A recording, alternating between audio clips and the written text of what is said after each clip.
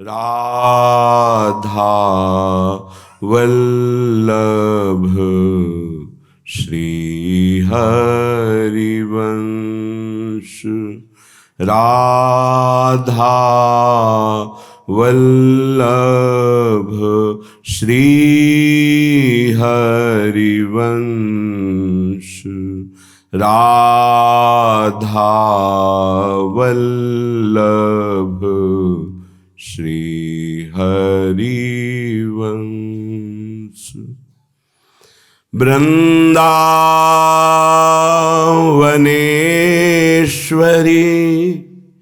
तवैव पदारविन्दम्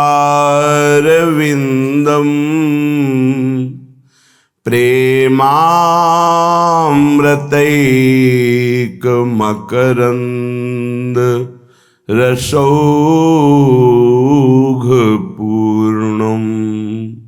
हृद्यर्पितं मधुपतेः स्मरतापमुग्रम्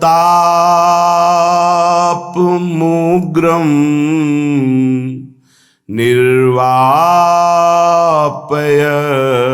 परमो शीतलमाश्रयामि।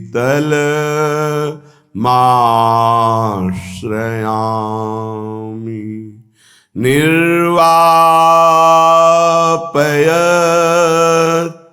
परमो शीतलमाश्रयामि।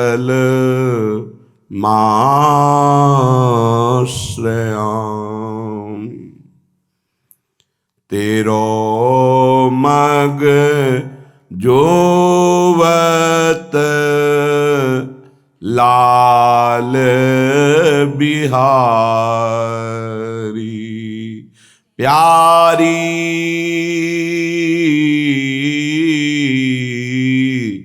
तेरो मग जोवत लाल बिहारी।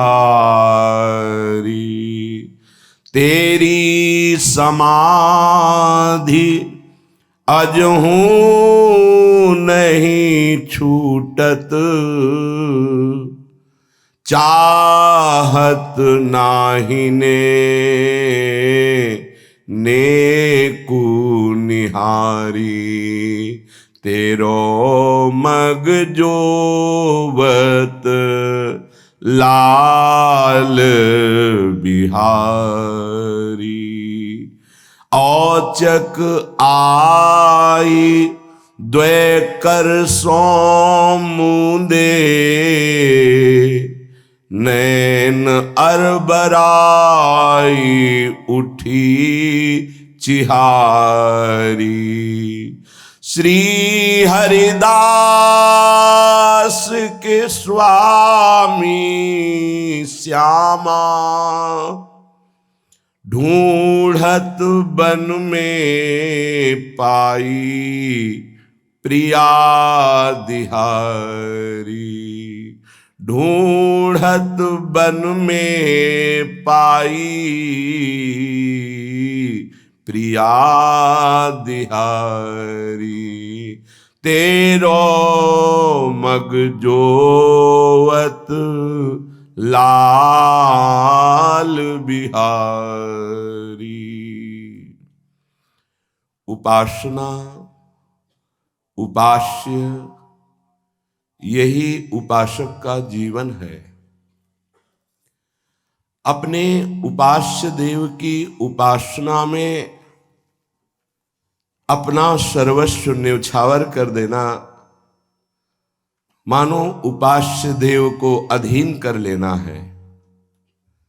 धन्याति धन्य उपासक वह है जिसने लौकिक सुखों का, संबंधों का प्यारीजू के लिए त्याग कर दिया है। प्रणाम है उस जीवन को। धन्याति धन्य है वो जीवन। धन्य धन्य धन्य तेजे इनके उपास्य है। सब अपने मन को सुख पहुंचाने के लिए जो मन कहता है वही करने की चेष्टा करते हैं। उनको उपासक नहीं कहते, वो विषयी जीव हैं। जैसा मन बुद्धि बोला वैसा कर बैठे, जो मन बुद्धि ने सलाह दी वैसी स्वीकृति कर दी, ये तो विषयी जीव का लक्षण है। उपासक का लक्षण है उपास्य देव के लिए प्राप्त सुखों का, भोगों का त्याग कर देना। बलिहार है उस बुद्धि को जो इस विचार में आती है कि मैं प्रभु के लिए, प्रियाजू के लिए हर दुख को सहूंगा, जानबूझ करके या प्रारब्धानुसार जैसी भी परिस्थिति आएगी उसको सहूंगा, पर अब संसार के भोगों में नहीं जाऊंगा, अब संसार के संबंधों को अपना नहीं मानूंगा। ये उपासक की उपासना है। इसी उपासना से उपास्य देव मिलते हैं। जब तक हम अपनापन शरीर संबंधियों और भोगों में, तो देखो हम कितने कमजोर हो जाते हैं कि हम जी नहीं सकते इनके बिना। और कैसी प्रियाजू की शरणागति की वृत्ति है कि एक झटके में पूरे त्रिभुवन के रागों को मिटा देती है। चंचल चित्त आकर्षणी, सच्ची मानिए पूरे जीवन देखा है, उनकी कृपा को देखा है, प्रतिपल संभाल को देखा है, अनंत माताओं के दुलार को देखा है। आगे हमें पता नहीं कि हमारा कदम कैसा गिरेगा, पर फूलों में गिरता है। बार बार चित्त शरणागत होने पर भी शरणागत होता है कि प्यारी जू, यदि आप न संभालती तो ये जीवन नरक बन जाता, ये वासनाएं जाल में बांध लेती, ये अहंकार मिट्टी में मिला देता। करुणामयी, केवल आपकी करुणा प्रतिपल संभाल रही हम सबको। आप जान नहीं पा रहे स्वामिनी जी की कृपा को, क्योंकि अहम विचार में है तो वो विचार स्वामिनी जी तक नहीं पहुंच पा रहा। नहीं, आप देखेंगे प्रतिपल आपको कितना महान बना रहे हैं श्री जी, प्रतिपल आपको कितना संभाल रहे हैं। जब ये पता चलेगा तो एकांत में रोना आने लगेगा। श्री जी, आप हमें इतना प्यार करते हैं, हम आपके लिए क्या कर सकते हैं। हमारे पास जो कुछ है वो आपका दिया हुआ है, ये तन, ये मन, ये बुद्धि, प्राण, वस्तु, जो भी, हम आपको क्या दे सकते हैं। बस आपके प्यार में, आपकी कृपा में हम बिक जाते हैं। इतना है कि अब मन वचन कर्म से आपके सिवा हमारा कोई नहीं। सच्ची कहते हैं, हृदय की बात कहते हैं। पग पग पर ये देखा है कि स्वामिनी जो कैसे संभालती है शरणागत को, पग पग पर यदि उसको अन्य भरोसा आश्रय ना हो तब वो अनुभव करता है। अगर अन्य भरोसा आश्रय है तो उसको अपनी बुद्धि की चतुराई नजर आती है, दूसरे का सहयोग नजर आता है, अन्य आश्रय में वो सुखी होना चाहता है। बलिहार है उपासना और उपास्य देव में आसक्ति हो जाना। हमारी उपासना है समर्पण, उपास्य देव को समर्पण ही हमारी उपासना है। मन का समर्पण, बुद्धि का समर्पण, इंद्रियों का समर्पण, हमारे जीवन का समर्पण, हमारे संबंधों का समर्पण। सारे संबंध हमारे लाल बिहारी बिहारी से, ये हमारे यार हैं, ये हमारे मित्र हैं, ये हमारे सुहृद हैं, यही हमारे माता पिता हैं, यही हमारे गुरु हैं, यही हमारे आराध्य देव हैं, यही हमारे प्रिय सखी हैं, सर्वस्व यही है। सच्चे मानिए यही हैं और नहीं है, और जो है वो भ्रम है। इसी भ्रम को अध्यात्म मिटाता है। श्रीपाद प्रबोधानंद जी महाराज कह रहे हैं, बहुत सुंदर इस श्लोक में वर्णन करते हैं कि यदि आपको वृंदावन आने को मिल गया और थोड़ी भी वृंदावन की निष्ठा आ गई तो बात बन जाएगी। निष्ठा आना जरूरी है।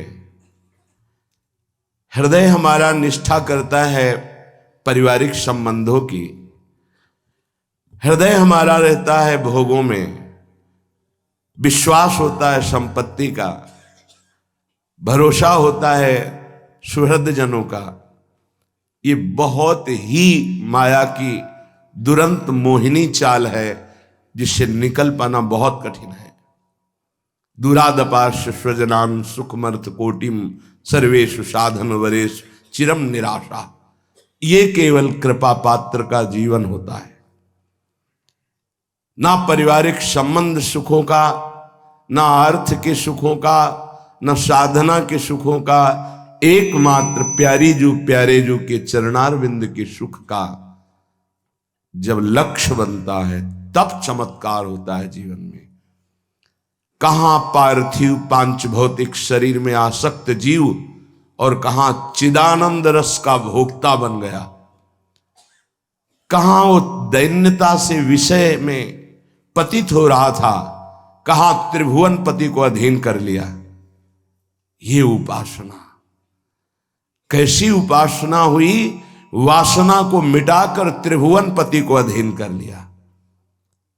प्रिया प्रीतम उस प्रेमी के अधीन होते। अगले श्लोक में आएगा, इस श्लोक की निष्ठा को समझिए। श्रीपाद कह रहे हैं, जिसने वृंदावन को अपना मान लिया, बड़ा चमत्कारिक है वृंदावन, बड़ा चमत्कार है, बड़ी दिव्यता है, बड़ी दिव्यता है। वो वाणी की सामर्थ्य नहीं कि बता सके। चलते चलते दृश्य बदल जाता है। बैठे बैठे किसी और देश में होता है उपासक, शुद्ध बुद्ध सबका अपहरण कर लेते हैं आराध्य देव। बस एक बार ईमानदारी से समर्पण करने की जरूरत है। सारा का सारा सार सत्संग का समर्पण है। बेपरवाह हो जाओगे। अनंत ब्रह्मांडों का पालन पोषण लय करने वाले प्रभु, वो तुम्हारे अधीन हो जाएंगे। अहम भक्त पराधीनो अस्वतंत्र। मैं भक्त के सामने स्वतंत्र नहीं हूं, जैसा वो चाहेगा वैसा मेरे से करवाएगा। मैं पराधीन हूं, यद्यपि ईश्वर हूं, परम स्वतंत्र सिर पर कोई, पर मेरे सर पर भक्त हैं जिन्होंने अपना अस्तित्व मिटाकर आत्मसमर्पण कर दिया। अब उनकी अधीनता मैंने स्वीकार कर ली। इस शब्द को समझना। कोई बड़ा पदाधिकारी आके आपसे हाथ मिला ले तो पूरे जीवन आप नहीं भूलेंगे कि मुझ गरीब से वो हाथ मिलाए, मुझे छाती से लगाया। अनंत ब्रह्मांडों का ईश्वर कह रहा है मैं तुम्हारे अधीन हो जाऊंगा और तुम्हें अनुभव में आएगा। ऐसा नहीं है कि केवल कोरी बातें रहती हों, नहीं नहीं, एक एक पल में उनका सानिध्य अनुभव होता है। एक एक पल उनका प्यार दुलार। आचार्य कृपा न करे तो हृदय फट जाए। उनके आनंद को, प्रेम को सहने की सामर्थ्य इस पांच भौतिक रचना में नहीं है। ये तो आचार्य कृपा से पुष्ट होता है, तब वो उस प्रेम रस को सह जाता है, नहीं तो सामर्थ्य नहीं है। जो कृपा अवतरित होती है उसको सहने की सामर्थ्य नहीं है। ये आचार्य कृपा से आप काम क्रोध को नहीं सह पा रहे, प्रेम, अरे प्रियालाल को विकल कर देता है। आप क्या हैं? प्रियालाल को विकल कर देता है प्रेम। वो प्रेम वृंदावन प्रदान करता है। देखो कितना सुंदर, इस पर जब चिंतन हुआ कि कितना कृपालु वृंदावन है, जो हम बड़ी बड़ी साधनाओं से प्राप्त नहीं कर सकते, वो वृंदावन की कृपा मात्र से प्राप्त हो जाता है। इदम भगवदर्पणाचरितम सर्वसत कर्मणाम फलंच भगवत पदाम्बुजम सुभक्ति मत्संगते फलात्म भगवत कथामृत रुचि श्रुति नाम परम फलम मदन मोहनो यद्वमैक्षि वृंदावने। जिसने वृंदावन को अपना स्वीकार कर लिया, क्या स्वीकार कर लिया? अब मेरा जीवन वृंदावन को बिक गया है, मेरा कोई अस्तित्व नहीं है। आप अमुक जगह नहीं गए, आपका वहां नहीं गए, उनसे मिलने नहीं गए, वहां नहीं, मेरा अस्तित्व नहीं है, मैं बिका हुआ हूं, वृंदावन के हाथ बिक गया हूं। और सब धाम सब पुरियां जहां जहां प्रभु प्रकट होते हैं, लीला करते हैं, इसी बात की तो है।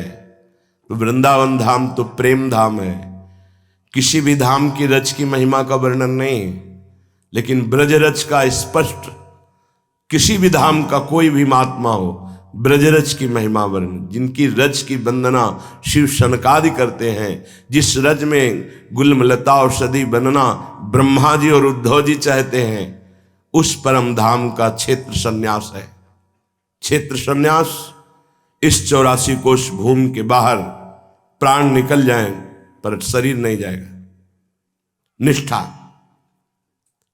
भगवान बिक जाते हैं, नाम रूप लीला तीनों धाम प्रदान करता है। बहुत जोर का इसका भाव है। जब कोई वृंदावन से अपनापन कर लेता है तो इदम भगवद अर्पणा चरितम, उसके जितने आचरण होते हैं वो सब भगवद अर्पण, भगवत प्राप्ति कराने वाले होते हैं। ऐसा वृंदावन बना देता है, पक्का बना देता है। जो सुधार साधना से नहीं हुआ वो सुधार वृंदावन ने कर दिया। जहां हम डरते थे वहां से निर्भय कर दिया। जहां लगती थी कहीं चूक ना हो जाए, वो जगह ही हटा दी, वो स्थान ही हटा दिया। ये जाने मोरी छाती, हृदय जानता है, वो बाहर की व्याख्या नहीं। इदम, यहां वृंदावन में जिसने अपने जीवन को अर्पित कर दिया तो भगवद अर्पणा चरितम, अब उसको अलग से कृष्णार्पणम वस्तु नहीं बोलना है।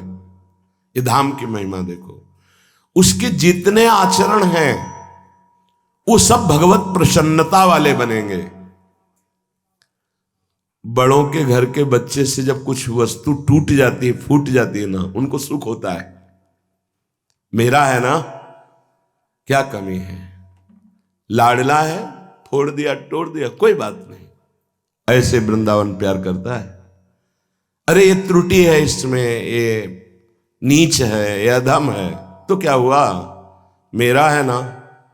इदम भगवद अर्पणाचरितम।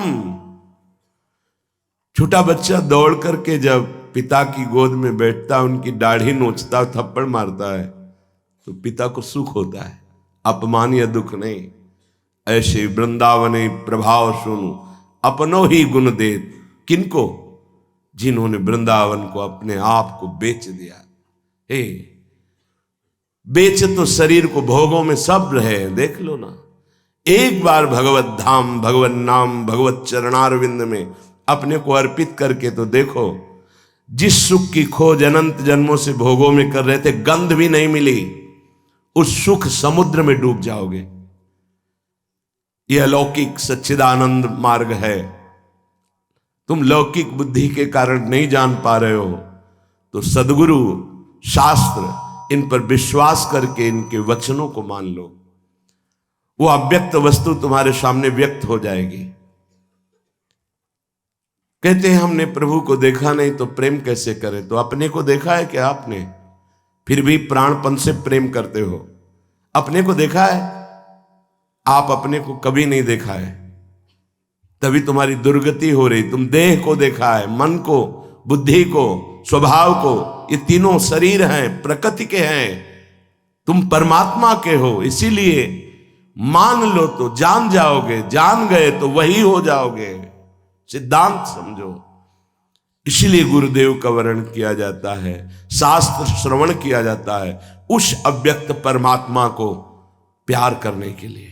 जैसे तुम अव्यक्त हो, तुम्हारा स्वरूप आकार रहित है, तुमने आकार में फंस करके अपने आप को बंधन में बांध लिया।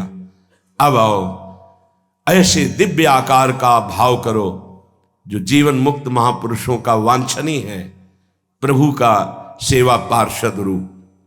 कैसे करें? मेरी सामर्थ्य नहीं। बोले धाम का आश्रय ले लो। धाम की प्रियता स्वीकार कर लो तो इदम भगवद अर्पणाचरितम, जितने आचरण है वो सब राधा वल्लभ अर्पणम मस्तु नहीं बोलना पड़ेगा। शयन से लेकर जागृत तक, जागृत से लेकर शयन तक, और जीवन से लेकर मरण तक तुम्हारे हर आचरण भगवत प्रसन्नता वाले हो जाएंगे। हर आचरण, इसको समझाया नहीं जा सकता, इसको केवल हृदय जानता है। जिन आचरणों में निषेधात्मक शास्त्र आज्ञा है, शरणागत के द्वारा अगर कहीं चूक हो जाती है तो शरण्य मुस्कुरा करके आनंदित होकर उसे अपनी गोद में ले लेते हैं। ये समझ में नहीं आएगा। जैसे छोटे बच्चे से कोई गलती हो जाती, त्रुटि हो जाती, मल में गिर जाता है तो मां कैसे, रो मत, आ जाओ गोद में। ऐसा प्यार शरणागत को प्रियाजू करती हैं, प्रियाजू का धाम करता है। चिदानंद धाम कोई जड़ देश नहीं। मान लीजिए कि आप वृंदावन धाम के हैं, बहुत जल्दी काम हो जाएगा। हमारे कर्म बंधन जो हमको दंड देने के लिए तैयार हैं वो नष्ट हो जाएंगे। अहम न करो, अपने आप को महा आनंद सुख में पहुंचाने की चेष्टा करो। सर्वसत कर्मणाम, कह रहे हैं जितने समस्त कर्म हैं वो सत्कर्म हो जाएंगे। ध्रुवदास जी महाराज बड़ी सरल भाषा में कह रहे हैं, और देश के बसत ही घटत भजन की बात, वृंदावन में स्वार्थ उलट भजन हो जात। यहां स्वार्थ वसात कुछ सामान लेने बाजार जा रहा है, उसका भजन माना जाएगा, महाभजन। पता नहीं कितने वैष्णव जनों के दर्शन हो जाएंगे। एक कण भी वायु के संयोग से शरीर में स्पर्श हो गई, पावन हो जाता है जी। यहां वृंदावन में जो कबहू कछुक भजन नहीं होए, रज तो उड़ी लागे तनय, पीवे यमुना तो। सर्वसत कर्मणाम, ये धाम की महिमा है। जिसने अपने आप को धाम के हवाले कर दिया तो उसके हर कर्म सत्कर्म हो जाते हैं, सब कर्म समर्पित हो जाते हैं और हर कर्म सत्कर्म बन जाते हैं। इस पे तर्क काम नहीं करेगा। एक जंगहा लोहा पड़ा है, सबके पैरों की ठोकरें खा रहा है, पारसमणि स्पर्श कर दिया तो चमकता हुआ सोना बन गया, क्या करोगे? लोहे में सामर्थ्य नहीं थी, ये तो पारसमणि का चमत्कार है। सेवक जी महाराज कह रहे हैं, आलय बन बसत संग पारस के, आयस कनक समान भयम। वृंदावन धाम ऐसा चमत्कार दिखाता है, जो अपना जीवन धाम को अर्पित कर देता है तो जैसे जंगहा लोहा पारसमणि के स्पर्श से स्वर्ण बन जाता है, ऐसे धाम के प्रताप से वो जैसे स्वर्ण आभूषणों के काम में आता है, श्री विग्रह को आभूषण धारण कराए जाते हैं, ऐसे ही वो नीच पुरुष वो भगवत पार्षद तनु धारण करके प्रभु की दिव्य सेवा प्राप्त कर लेता है। आलय बनबसत संग पारस के, आयस कनक समान भयम। मांगो मन मनस्य दास अपनी करी, पूर्ण काम सदा हृदयम। हे पूर्ण काम प्रिया प्रीतम, आपको मेरी जरूरत नहीं, लेकिन मेरे हृदय की मांग है कि मैं आपकी दासी बनूं, आपकी सखी बनूं, आप युगल सरकार की सेवा में रहूं। आप पूर्ण काम हैं, आपको मेरी जरूरत नहीं। मांगो मन मनसी दास अपनी करे, आपके मन के अनुसार मैं आपकी दासता कर सकूं, ऐसा मुझे कृपा करके भाव प्रदान कीजिए, सामर्थ्य प्रदान कीजिए। कह रहे हैं कि फलंच भगवत पदाम्बुजम, समस्त सत्कर्म और भगवत अर्पित कर्म का फल होता है भगवान के चरणारविंद का सानिध्य प्राप्त हो जाना। उस उपासक को फलंच भगवत पदाम्बुजम, उठते बैठते चलते फिरते आपके हृदय में ये गोरे सांवले चरणारविंद प्रकाशित हो जाएंगे। श्री राधिका स्फुरतु में हृदय केल सिंधु। यदि नहीं हो रहे हैं तो आपने अभी अपनापन वृंदावन को नहीं दिया है।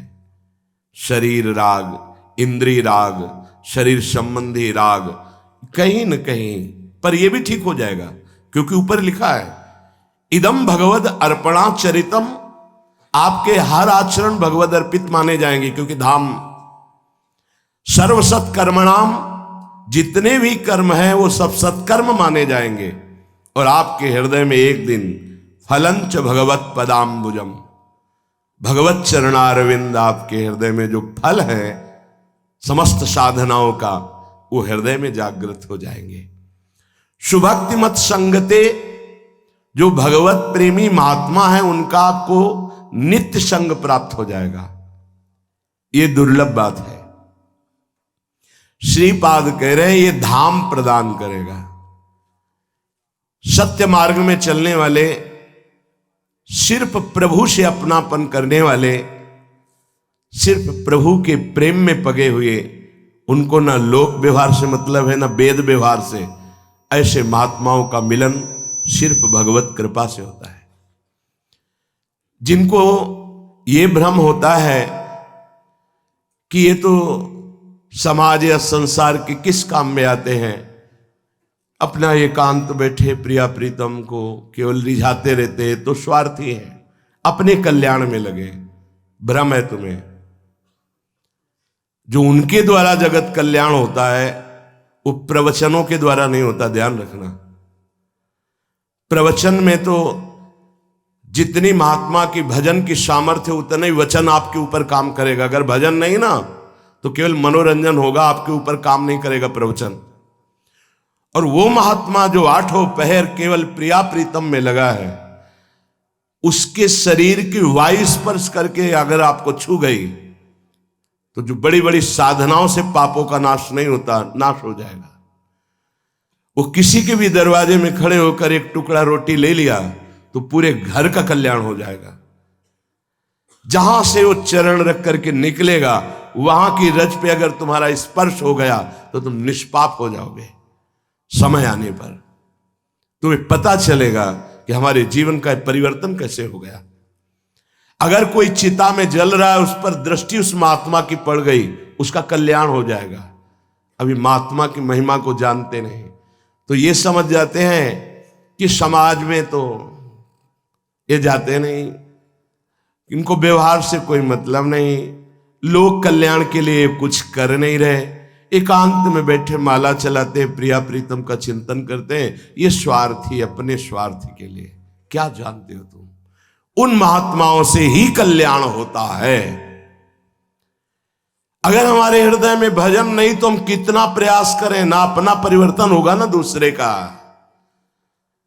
और जो भजन में छके हुए महापुरुष हैं, भगवान के वचन हैं, मम भक्ति युक्तो भुवनम पुनातु, वो लोक का लोक बैठे बैठे पावन कर सकते हैं।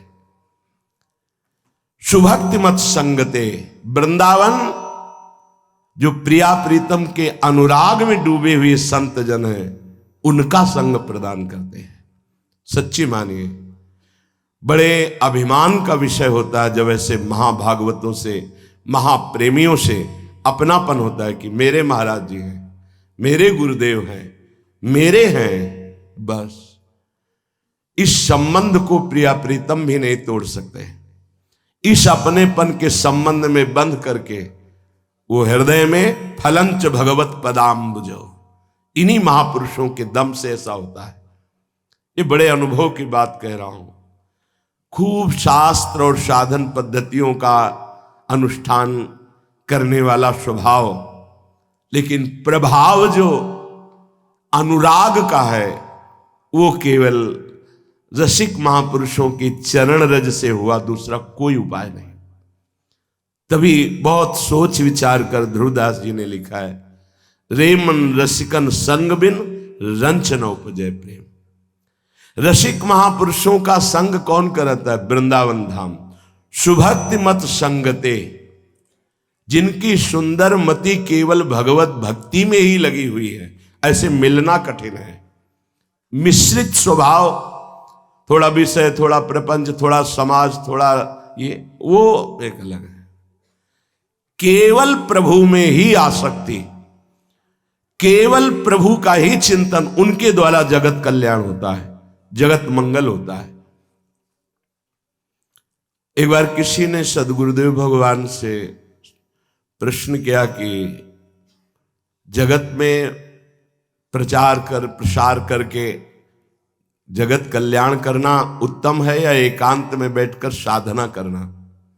वैसे तो बोलते नहीं, पर कभी प्रसन्नता होती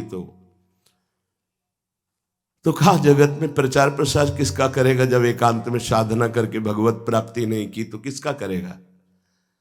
अरे पहले खूब छक के भजन कर ले, निर्विकार हो जाए तो उसको प्रचार प्रसार करना नहीं पड़ेगा, अपने आप हो जाएगा। वो वचन आज तक जो बोले हैं, एक एक शब्द साकार होते देखा गया है, एक एक शब्द का साकार होते दर्शन हुआ है। गुरुदेव के एक एक वाक्य का जो बोले हैं उसका साक्षात्कार होते देखा गया। अपने आप जगत मंगल होगा यदि पहले आप भजन छक के करो, निर्विकार हो, भगवत प्रेम जागृत हो गया तो जगत मंगल। आपके पास कुछ है नहीं तो जगत मंगल किससे? केवल वाणी से थोड़ी हो जाएगा। वाणी से तो बहुत बोला जा रहा है, परिवर्तन किसका होता है? परिवर्तन होता है जब यहां परिवर्तन तो वहां परिवर्तन, जब यहां भजन तो सामने भजन। भजन युक्त वाणी प्रभाव देती है। सुभक्ति मत संगते, भगवत प्रेमी महात्माओं का संग मिल जाएगा। ये भगवान के चरणारविंद की असीम कृपा से होता है और इनकी कृपा से भगवत चरणारविंद में अनंत प्रेम हो जाता है। प्रक्षण वर्धमानम, अनंत महिमाशाली प्रेम भगवत प्रेमी महात्माओं की कृपा से होता है। फलात्म भगवत कथामृत रुचि। अब संत संग का फल जागृत क्या हुआ? बोले भगवत चर्चा में ऐसी रुचि है कि जी नहीं सकते। वो सब कुछ सह सकते हैं जो प्रकृति के वार है, पर हम भगवत चर्चा नहीं छोड़ सकते। ये फल है साधु संग का, बड़ा सुंदर स्वरूप। जो वृंदावन में अपनापन करके वृंदावन के हाथ अपने जीवन को दे देता है, उसके हर आचरण भगवद अर्पित माने जाते हैं, उसके हर कर्म सत्कर्म माने जाते हैं, उसके हृदय में भगवत चरणारविंद प्रकाशित हो जाते हैं, उसको भगवत प्रेमी महात्मा का संग मिलता है, उसके हृदय में भगवत चर्चा सुनने की आसक्ति पैदा हो जाती है। ये बहुत जोर की बात है। बावरो सु रस में फिरे खोजत नेह की बात, प्रेम बात सुनने के लिए बड़े भाग्यशाली। जहां भगवान की चर्चा होती वहां व्यक्त अव्यक्त सब महात्मा जन पधारते हैं, जिनको आप देख भी नहीं सकते। वो सब श्रोताओं पर कृपा करते हैं। ये सब हमारे प्रभु की चर्चा सुनने के रसिक हैं। इनको प्रेम प्राप्त हो तभी हमारा साधन काम नहीं करता, उनकी कृपा काम करती है। यहां कौन कौन से धाम प्रेमी बैठे हुए आपको क्या पता? जो धाम की चर्चा हो रही, नाम की महिमा हो रही, भगवत रूप गुण की, आपको क्या पता कि आपके समीप ही कौन बैठा हुआ है? पूरे जीवन का रंग बदल देने वाला महात्मा इन्हीं के बीच में बैठा हुआ है। वो दृष्टि गोस्वामी जी को अगर प्रेत न बताता तो रोज कथा सुनने जाते थे। उनको क्या पता था महाबली महाभागवत हनुमान जी महाराज, जो ज्ञानी नाम अग्रणिम, ज्ञानियों में अग्रणी है, जो बुद्धिमताम वरिष्ठम है, वो गंदा ऐसे कपड़ा पहने ऐसे बैठे हैं। वो परिचय मिला तब जाने, ऐसे तुम्हें क्या पता यहां कौन बैठा है, किस कोटि का महात्मा बैठा है। बोले फलात्म भगवत कथामृत रुचि। काकभूषुंडी जी जानते थे क्या कि सामने हंस के रूप में देवाधिदेव महादेव बैठे हैं। जो वो चर्चा करते थे तो महादेव जी हंस के रूप में कथा सुनते थे। कौन जानता है यहां किस स्त्री पुरुष का रूप धारण करके परमात्मा प्राप्त भगवत प्रेमी महात्मा आया हुआ, क्या पता चले। वो अव्यक्त रूप में आपके पास ही बैठे, क्या पता चले।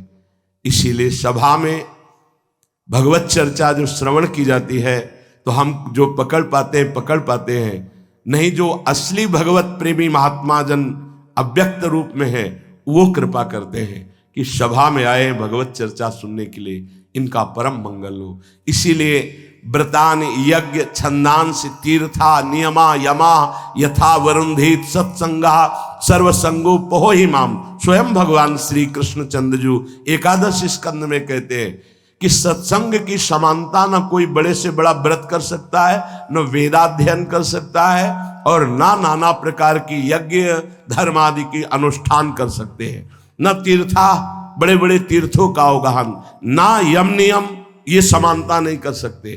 क्यों? क्योंकि सत्संग सर्वसंगोपहो हिमाम।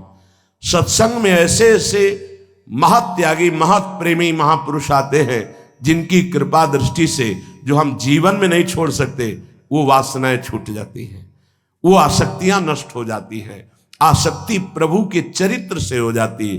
बोले फलात्म भगवत कथामृत रुचि।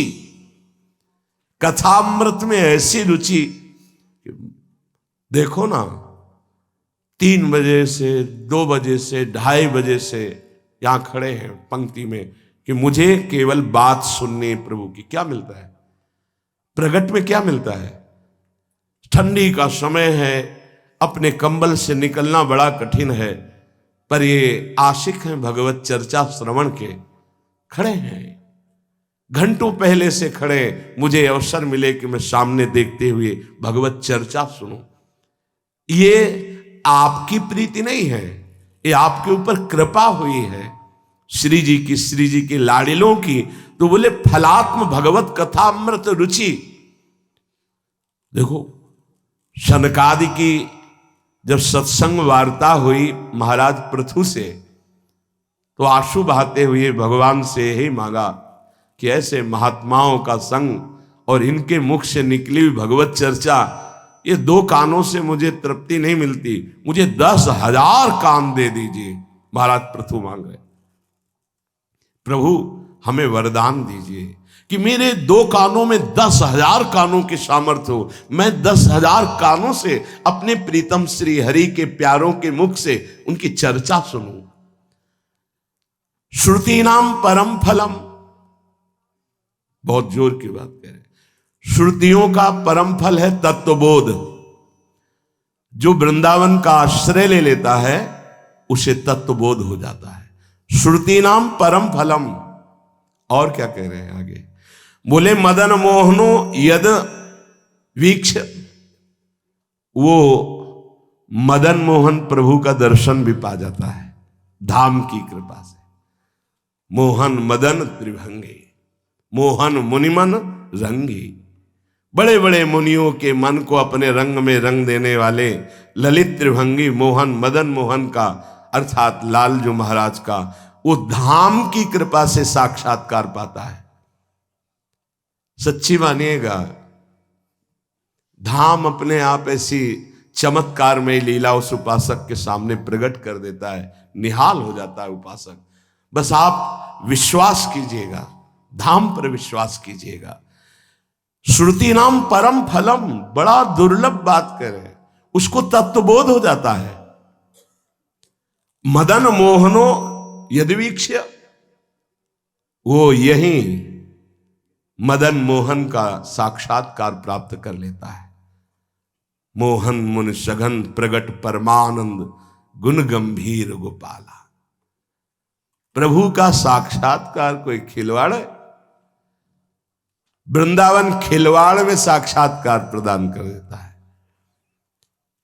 बोले जिसने वृंदावन की निष्ठा स्वीकार कर ली, फिर एक बार उसके हर चरित्र हर आचरण भगवद अर्पित हो जाते हैं, उसके हर कर्म सत्कर्म बन जाते हैं, उसको भगवत चरणारविंद की स्फूर्ति अनुभव में आती है, उसे भगवत प्रेमी महात्मा का संग मिल जाता है, उसे भगवत कथा में रुचि पैदा हो जाती है, उसे तत्वबोध हो जाता है, उसे भगवत साक्षात्कार हो जाता है।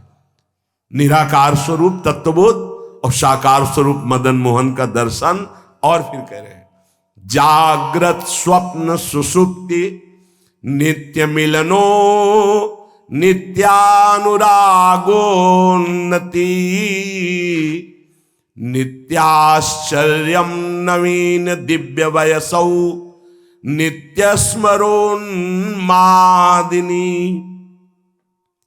उसके जागृत में तो प्रभु, स्वप्न में तो प्रभु, सुषुप्ति में तो प्रभु। जैसे महाप्रभु हरिवंश चंद्र जी कह रहे, जागृत स्वप्न सुषुप्ति स्फुरतु में राधा पदाब्ज छटा।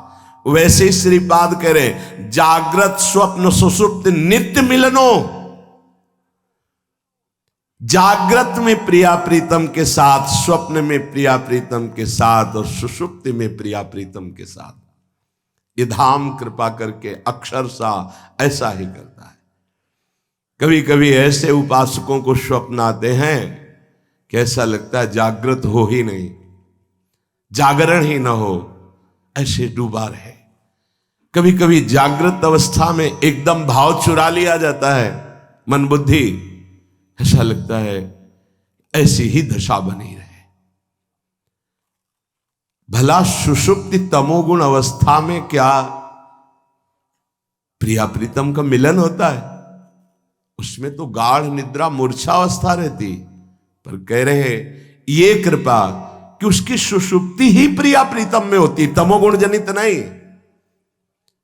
गाढ़ भाव में डूबा हुआ प्रिया प्रीतम में, यही उसकी सुषुप्ति है।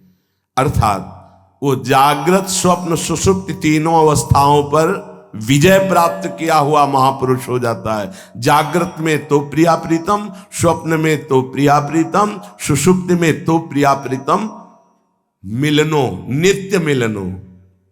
जागृत स्वप्न सुषुप्ति नित्य मिलनो और नित्यानुरागोन्नति, और प्रतिक्षण नित्य अनुराग बढ़ता जाएगा प्रिया प्रीतम में।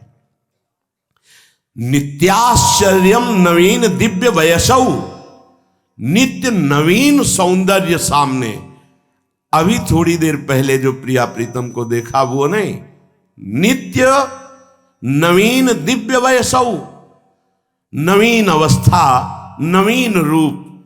कभी उपासक के नेत्र रूप भर करके पान नहीं कर पाते, ये छक के देख लिया अपनी प्रियाजू को, नहीं। महाराज लालजू कह रहे हैं, प्यारी जू जब जब देखो तेरो मुख तब तब नयो नयो लागत। ऐसे युगल सरकार दोनों हैं ऐसे।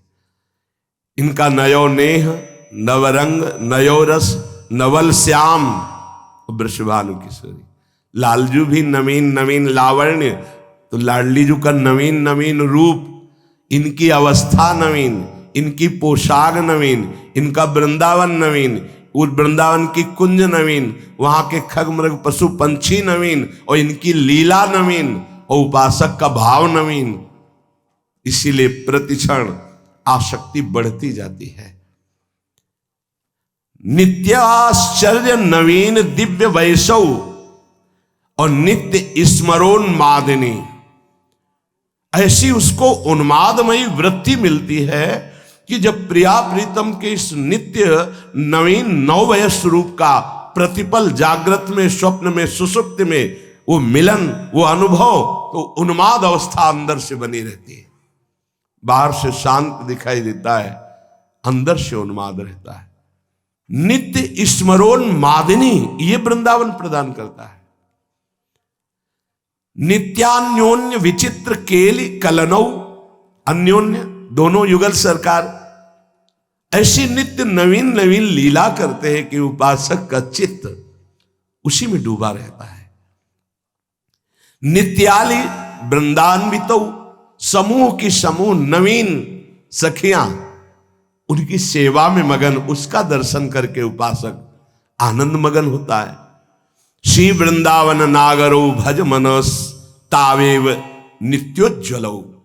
अयमन, इस महान उज्जवल प्रेम रस में डूबे हुए हमारे प्रिया प्रीतम का, हमारे राधा माधव का, हमारे श्यामा श्याम का भजन कर। भजन करने में, प्रिया प्रीतम की आसक्ति में, सबके हृदय में ये चार बहुत बाधक है। पहला है लय, फिर है विक्षेप, तीसरा है कषाय, और चौथा है रसास्वादन, ये 4 भजन की बहुत बड़ी बाधाएं हैं। ये प्राय बाहर नहीं, ये जो अंतर में डूबे हुए प्रेमी महापुरुष हैं, इन बातों का वही विशेष वर्णन होता है, नहीं तो बाहर इनका परिचय नहीं। लय, ये भजन की पहली सबसे बड़ी बाधक वृत्ति है। लय, माला उठाया, भजन शुरू किया, छूट गया माला, पहला विक्षेप। लय का दूसरा विक्षेप, भजन शुरू किया, किसी विषय में गाढ़ चिंतन में डूब गया, न नाम न मंत्र, उसका चिंतन ही नहीं हो रहा। या हम पाठ शुरू किया, किसी विषय चिंतन, किसी अन्य चिंतन में इतना डूब गए कि कितने पद कितने नंबर के गा चुके हमको खुद पता नहीं। ये श्री जी में लय नहीं है, ये विक्षेप, ये जो बाधा है उसका लय का निषेध कर रहे हैं। भजन की पूर्णता के लिए इन 4 बाधाओं का त्याग करना चाहिए। ये लय कैसे मिटाया जा सकता है? जो अति भोजन करते हैं वो इस बाधा को कभी नहीं हटा सकते। अति भोजन, एक तुम्हारी भोजन की नियमावली बन जानी चाहिए, इतने में काम हो जाएगा। कई बार चर्चा की है, दोबारा परोसने की भावना का त्याग कर दो, एक बार परोसा लीजिए। ये हम बहुत अच्छे अच्छे संतों को देखा है, अच्छे साधकों को देखा है, ये बार बार परोसना और बार बार गरम गरम लेना, ये अपने लिए ठीक नहीं है। मान लीजिए हमारी प्रार्थना, एक बार लीजिए, दाल इतनी, हाँ ठीक है, सब्जी इतनी, ठीक है, मीठा इतना, हाँ ठीक है, रोटी 4 रख दीजिए, 8 रख दीजिए, जितना पाते एक बार, और अब दोबारा हमें जरूरत नहीं पड़ेगी, आप अन्य संतों को दीजिए। बस एक बार परोसा लिया, नाम जप करते हैं आराम से उसे पा लिया। एक बार नियम बनाओ, अच्छी से अच्छी वस्तु बस एक बार परोसा लो, उसमें क्या होगा? एक ही दोना में खीर तो होगी, एक बार लेना है। देखो हम साधना कर रहे हैं, यहां निषेध है। लय ये बहुत बड़ा बाधा है भजन के लिए। तो अति भोजन, इसका त्याग कीजिए। किसी किसी के शरीर की आवश्यकता होती भोजन की इतनी इतनी, वो आप एक बार में ले लीजिए, हम छूट देते हैं। 10 रोटी ले लीजिए, कोई निषेध नहीं, आप सहज में पचा लेते हैं, आप मेहनत करते हैं, आप भजन करते हैं, ले लीजिए, एक बार में ले लीजिए। देखो आप करके देखो, आप एक बार में परोसा लीजिए उतनी वस्तु जितना आपको परोसना। आपको ऐसा लगता है कि एक बार में जैसे दाल ली, 2 छोटा दोना, हमारा काम नहीं चलता, तो आप बाबा जी हो, रच का पात्र रखो, अपना रच का पात्र लेकर के गए, भाई इसमें डालो, इसमें डालो, बस ठीक है। आपको लगता है कि खीर आदमी ज्यादा आसक्ति है, तो 1 चम्मच दाल, 1 चम्मच खीर मिला करके पी लीजिए, आसक्ति खत्म हो जाएगी। आपको लगता है कि गुलाब जामुन बहुत प्रिय लगते हैं, तो सब्जी से सान के पा लीजिए गुलाब जामुन, ठीक हो जाएगा। भजन करना है कि गुलाब जामुन का टेस्ट लेना है? अरे राधा नाम सुधा रसम। देखो सब कोई इस मार्ग में नहीं चल पाता है। आप सब बड़े भाग्यशाली हैं, सच्ची कहते हैं, बड़े भाग्यशाली ने। प्रपंच रौंद रहा है, अच्छे अच्छे धज्जियां उड़ाए है प्रपंच। आप बड़े भाग्यशाली, तो उसको और समेटिए, देख लीजिए, आप बहुत जल्दी लाभ प्राप्त होगा। लय ये बहुत बड़ी बाधा है, जो अपने संकल्प को, अपने अनुष्ठान को, अपने लक्ष्य को पूर्ण होने में बहुत बाधा पहुंचाता है। मन ही नहीं लगेगा, या नींद आ जाएगी, या बार बार जमुहाई या प्रपंच चिंतन में चले जाएंगे। अति भोजन। दूसरा कब्ज न बनने पावे। कब्ज है, मल अवरुद्ध है, तो फिर भजन में रुचि नहीं, कई तरह की बाधा आ जाएगी। जिसका पेट साफ ना होता हो तो औषधि है ऐसी, उन औषधियों का प्रयोग करो लंबे समय तक, थोड़ा थोड़ा। मृदु औषधियों का, एकदम तीक्ष्ण औषधियों का नहीं, नहीं तो आपके साधन में विघ्न पड़ जाएगा। मृदु औषधियों का धीरे धीरे वो आंतों को साफ कर देगा। मलबंध नहीं होना चाहिए, अति भोजन नहीं होना चाहिए, और जो अन्न तुम्हें एक बार पाने में पचने में परेशानी करे वो दोबारा नहीं लेना। जैसे जीवन में कभी कोई पदार्थ ऐसा हुआ तो फिर मूंगफली कभी नहीं, एक बार पाके देख ली, और संतों से कुछ ऐसी वस्तुएं लिखाई गई थी कि जिनको जीवन में ब्रह्मचर्य के लिए नहीं पाना, छोटी डायरी है वो रखी हुई, नहीं नहीं जीवन में नहीं, सामने जैसे है नहीं। जैसे गोभी है, ये गैस बनाती है, कब्ज बनाती है, नहीं पाया।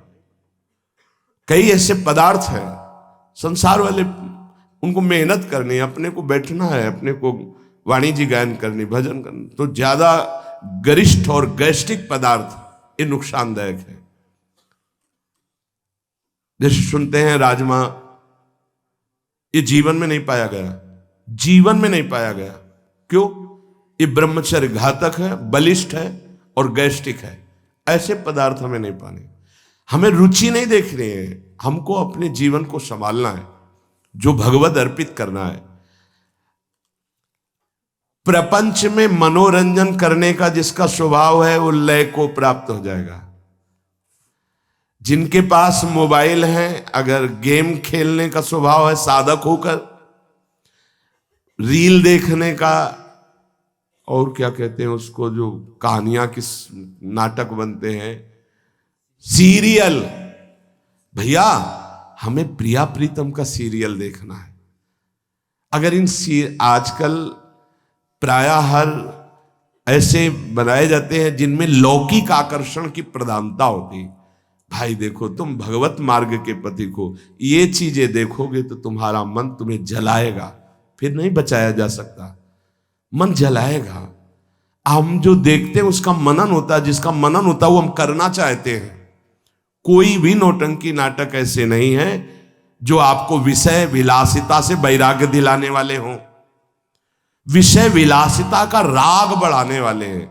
थोड़े दिन मनोरंजन ये छोड़ दो तो ऐसा मनोरंजन प्रिया प्रीतम कराएंगे कि रोते रहोगे। आनंद देखो, कितने सुंदर प्रियाजू, कितने सुंदर लालजू, कितना सुंदर वृंदावन, ये हमारे मनोरंजन होगा। जनमन रंजन, भक्त जनमन रंजन श्री भगवान है। इसीलिए विविध धुनियों में नाम करने की छूट दी है। तुम्हारा मन रजोगुण से हो गया है तो राधा नाम विविध धुनियों में गाया जाता है, आप लगाओ, उसी में झूमो, उसी में आनंदित हो। तो नाम कान में पड़ रहा है, राधा राधा राधा, तुम्हारा परम मंगल होगा। और व्यर्थ बोलने का स्वभाव, ये लय रूपी बाधा से बचने के लिए, अति भोजन, कब्ज ना होना, अन्न जो पचने में परेशानी हो उसको दोबारा ना लेना, प्रपंच की क्रीड़ाओं, नौटंकी नाटक, सीरियल, गेम, ये सब नहीं। देखो, अपना एक अलग जीवन है, भक्तों का एक अलग जीवन होता है। 5 मिनट 10 मिनट कुछ व्यायाम कर लिया और बस प्राणों का व्यायाम होता रहता है। मंत्र चिंतन, नाम चिंतन।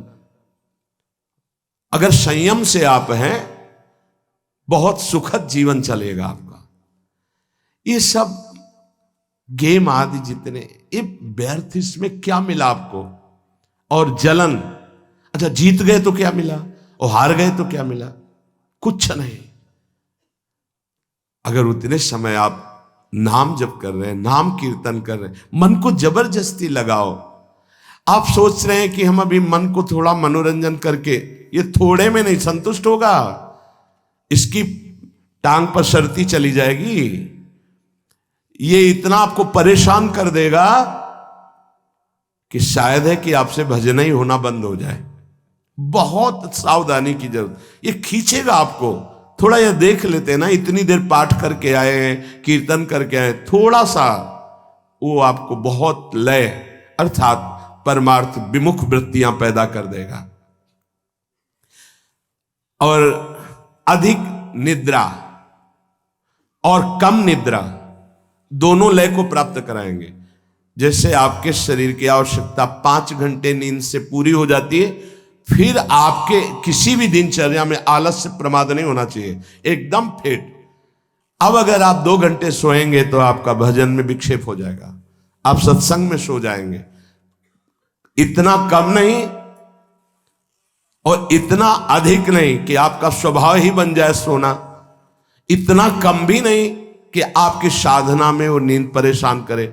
और एक नियमावली से सो लिया और फिर कट्टरता पूर्वक नींद से लड़े, ये लय से बच जाएंगे। और कोई भी व्यसन करना ये लय का कारण बन जाएगा। कोई भी नशा नहीं होना चाहिए। सिद्ध बनने की कोशिश ना करे कि अमुक संत तो अमुक अमुक, उनकी स्थितियां हैं। साधक को चाहिए कोई भी व्यसन नहीं होना चाहिए। इसीलिए लिखा, महापुरुषों के जो आचरण उनके उपदेश से मिलते हो वही करने चाहिए। सब आचरण अनुकरणीय नहीं होते, वो जो आदेश कर रहे हैं उतने से ही। जब भगवान शंकराचार्य जी ने मछली खा ली तो कुछ शिष्यों ने खा ली कि गुरुजी ने खा लिया। अब आगे गलता हुआ कांच पिया, अब उनकी हिम्मत नहीं थी। ऐसे किया तो मछली जिंदा निकल आई, उन्होंने ऐसे ऐसे किया तो सब वहां लीवर में पहुंच चुकी थी। जो उपदेश के अनुसार आचरण हो महापुरुषों के, वो अनुकरण किए जाते हैं। जो उनके उपदेश से आचरण न मिलते हो वो प्रणाम है आपकी महिमा। कोई भी व्यसन नहीं होना चाहिए उपासक के जीवन में।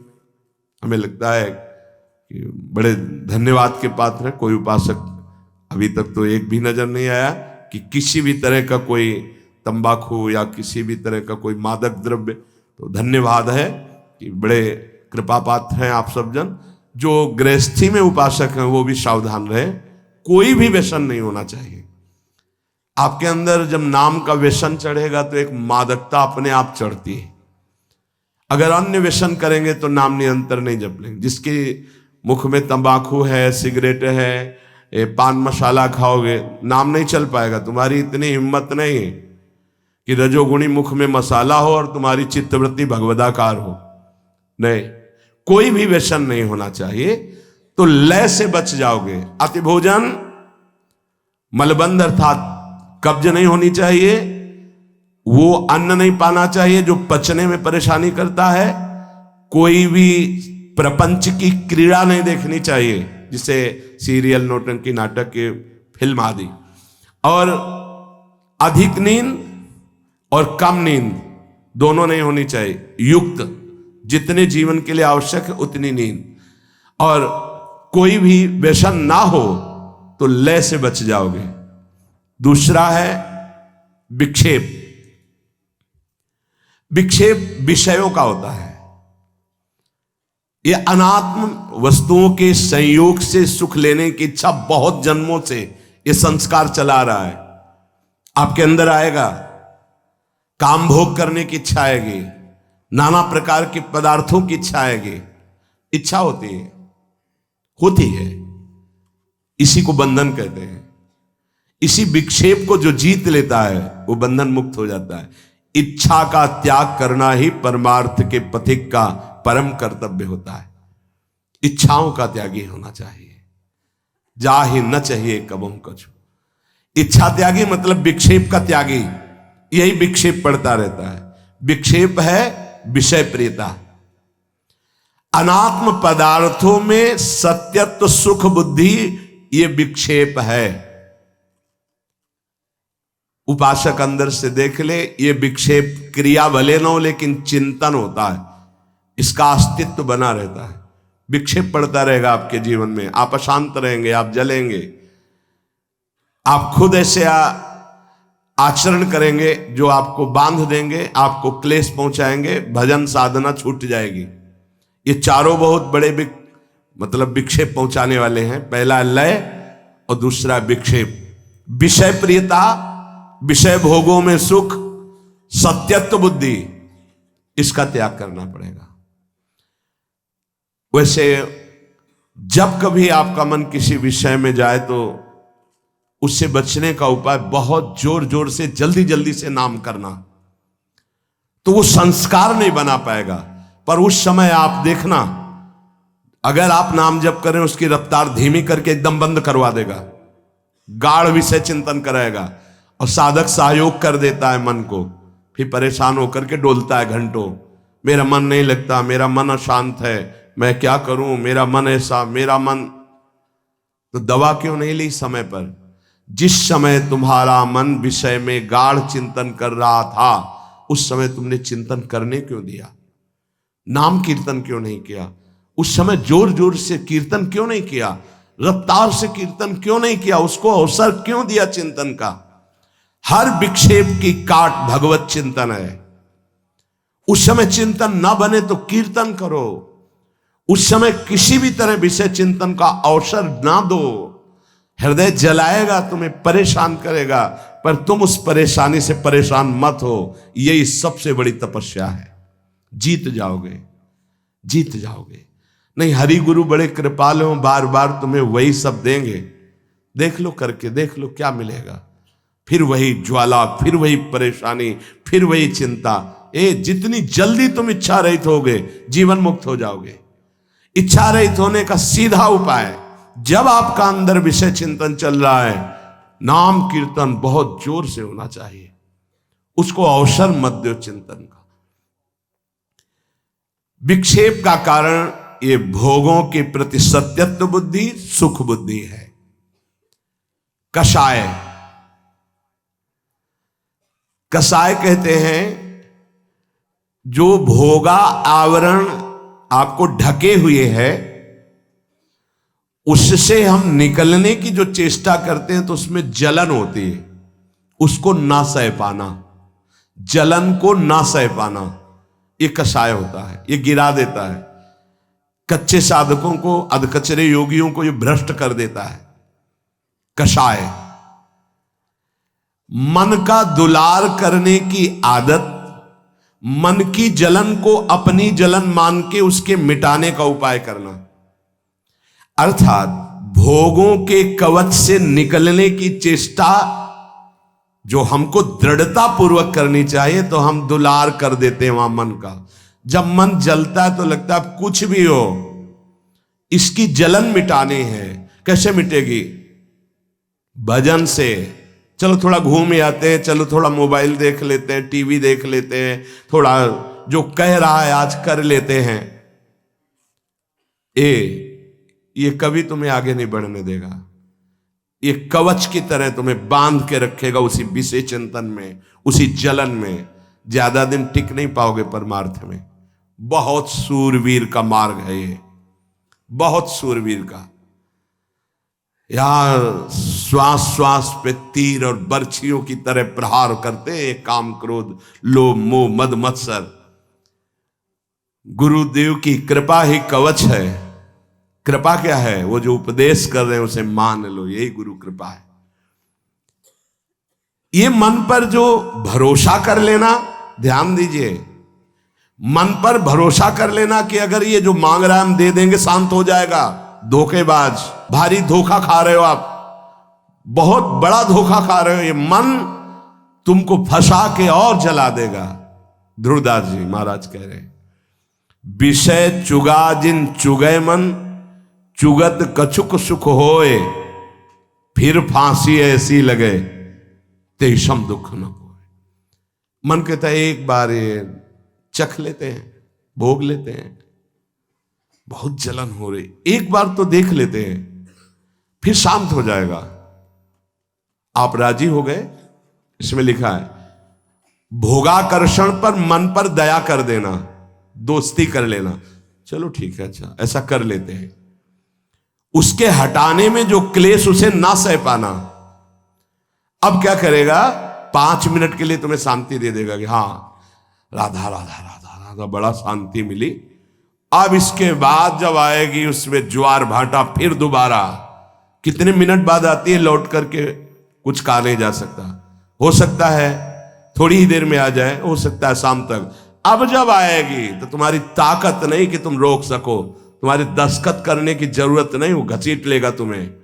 अगर पहली बार में ही लड़ गए, नहीं छूंगा, नहीं करूंगा, नहीं भोगूंगा, नहीं देखूंगा, नहीं, राधा राधा राधा राधा राधा। इसको सह गए तो कषाय को मिटा दिया। जो विषय भोगों का कवच तुम्हें बंदी बनाया था, तोड़ दिया तुमने, चक्रव्यूह को तोड़ दिया इसके। ध्यान दीजिए, मन पर दया नहीं करनी, मन पर दुलार नहीं करना, मन की जलन को अपनी मानकर टूटना नहीं है। जल गंदा सोचता है तो जलेगा नहीं, और क्या होगा। अगर आप उसकी जलन को बता दिया किसी से तो सह नहीं पाओगे। समझ लीजिए, इसके ये युक्तियां हैं जिससे जीता गया है इस विषय पर। मन जल रहा है, अब आप अपने मित्र से कह रहे हैं साधु बहुत जलन हो रही है हमें। चुप, तुम्हें नहीं हो रही, तुम्हारे मन को हो रही, उसकी गंदगी नष्ट हो रही। सोना जलने से शुद्ध होता है, जलने दो उस मन को जिसने तुम्हें जन्म जन्मांतर से फंसाया है, उसे सह जाओ। सह ना पाना, उस पर दया कर देना, उससे दोस्ती कर लेना, ये कषाय है, जीव को आगे नहीं बढ़ने देता। चौथा, रसास्वादन। भोजन में, रूप में, बाहरी सांसारिक पद में, धन में, भोगों में एक जो स्वाद है वो तुम्हारी स्मृति में बैठ जाता है। ऐसे से ऐसा खाया था बनवा के, बड़ा यार स्वाद मिला, या दोबारा मिलना चाहिए। वो कहां जाए, किससे मांगे, कैसे करें। ऐसे हर भोग, हर चेष्टा, रसास्वाद जो प्रकृति का है वो बांधे रहता है जीव को, वही बांधे रहता है। जिस पर आपका रसास्वाद संबंध बन गया उसको तो मिटाना ही मिटाना है पक्का। वो चीज मत खाओ, उस व्यक्ति से मत मिलो, उसको मत देखो, वो क्रिया मत करो, वो सामग्री अपने पास मत रखो जिसका तुमने स्वाद ले लिया और जिसमें तुम बंध गए हो। हटा देना चाहिए। कई बार जैसे किसी विशेष सामग्री के लिए है तो गुरुदेव ने कहा उठा करके परिक्रमा मार्ग में रख दो। ऐसे समय रखो, रखते समय कोई देखे ना, बस आपका क्या संबंध, रख दो आप। क्या हुआ, एक बार गुरुदेव भगवान के यहां अनुपस्थिति में कोई नया गैस चूल्हा, नया सिलेंडर और वो जो ऐसे जिसमें पकाया जाता है कुकर, ये सब पात्र, सब पूरी रसोई सब, अब महाराज जी लकड़ी से चूल्हे में बस ऐसा। अब शाम समय दर्शन करके जब गए गुरुदेव भगवान तो साथ अंदर ही जाते, तो कहा ये किससे मंगवाया। महाराज जी मुझे पता नहीं। नहीं तुम्हें पता नहीं तो कौन रख गया। हम कहा ये भी महाराज जी मुझे पता, सत्य मानिए मुझे कोई पता नहीं। बोले उठाओ से परिक्रमा मार्ग में रखे हो, सब रख दिए परिक्रमा मार्ग। फिर 1-1.5 घंटा बाद 2 घंटा बाद हम झाँक के देखा, वहां कुछ नहीं था, सब गायब। अपने को क्या मतलब, एक रख गया, एक उठा के वहां रख दे। जिस चीज में तुम्हारी प्रियता हो, स्वाद जिसमें तुम्हारा बंध गया हो, उसको तो हटा देना चाहिए। जैसे कई बार पूछा जाता है आपकी क्या पाने की इच्छा है, तो पूरे खोजने पर यही पता चलता है राधा नाम पाने की इच्छा है और कुछ नहीं पाने की इच्छा। तो सब हंस देते हैं, नहीं आज कुछ विशेष, हाँ विशेष क्या, राधा नाम और कुछ नहीं। अंदर ढूंढने पर पता ही नहीं चलता, एक ही बात पता चलता है, बस इसका स्वाद मिल जाए, प्रियाजू के नाम का स्वाद मिल जाए, मंत्र का स्वाद मिल जाए। जो गुरुदेव स्वाद लेते हैं, रोम रोम पुलकित हो जाता है, कंपायमान हो जाता है। ऐसे ऐसे जब जैसे क्या स्वाद मिल रहा, पूज्य बाबा श्रीधर बाबा को देखते क्या स्वाद मिल रहा है इन संतों, वो स्वाद चाहिए। आज आपको क्या पसंद है, क्या बना दे, राधा नाम, चतुरासी जी सुना दो, सुधा निधि सुना दो, यही निकलना चाहिए। ध्यान रखना है, ये रसास्वाद, भगवत रसास्वाद तब तक नहीं होगा जब तक इंद्रियों को आप ये रसास्वाद दे रहे हैं। ये 4 हैं, ये चारों उपासक को भगवदानंद से विमुख रखते हैं। पहला लय, दूसरा विक्षेप, तीसरा कषाय और चौथा रसास्वाद। क्या भजन करने का कोई विशेष अधिकारी होता है कि वही कर सकता है भजन? कह रहे भजन करने का सब कोई अधिकारी है, पुरुष नपुंसक नारी वा जीव चराचर कोई सर्व भाव भज कपट तज मोहि परम प्रिय सोय। बच्चा, बालक, बूढ़ा, जवान, स्त्री, पुरुष, कोई भी हो, किसी भी कुल, किसी भी पद, किसी भी अवस्था, इससे भजन से कोई मतलब नहीं। जो हरि का भजन करना चाहे तो मानव जीवन मात्र भगवत प्राप्ति के लिए मिला है। भजन करने से क्या लाभ हो जाएगा? आप समस्त दुखों से छूट जाएंगे, आप अपने स्वरूप को प्राप्त हो जाएंगे, आपका परमात्मा स्वरूप से प्रेम हो जाएगा। भजन ना करने से हानि क्या है? भजन ना करने से विषय आपको बांध लेंगे, पापाचरण खूब होने लगेगा, आपकी दुर्गति हो जाएगी, दुख, अशांति, चिंता, अवगुण और अभाव और दुखिया स्वभाव, ये सब भजन ना करने पर प्रकट हो जाते हैं। देखो, बड़े दुखिया स्वभाव है, पर रोते ही रहते हैं, दुख, ये वो ऐसा विषय बांधे हुए हैं। महाराज, पाप तो सबसे हो रहा है, फिर कहा गया पापवंत कर सहज स्वभाव भजन मोर ते भाव न काऊ। तो उससे भजन कैसे बनेगा जब पाप बन गया है? भैया, ये लाला बहुत कृपालु है, प्रभु बहुत कृपालु है। यदि तुम भजन की सोचोगे कि अब मुझे भजन करना है, तो पाप नष्ट होना शुरू हो जाएगा।